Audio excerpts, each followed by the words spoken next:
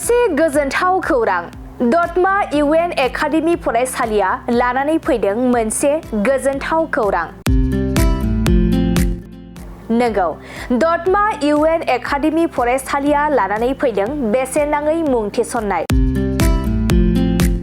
दतमा इउएन एकाडेमि फरायसालिया 2025-26 सोलोंथाइ बोसोरनि थाखाय KG1 निफ्राय थाखो 8 नि थाखाय बेसेन नाङै मुं थिसननाय होगासिनो दं।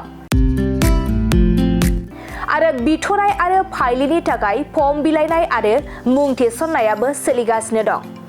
आरो दतमा इउएन एकाडेमि फरायसालियाव हौवासा आरो हिनजावसाफोरनि थाखाय हस्टेलनि खाबुबो दं।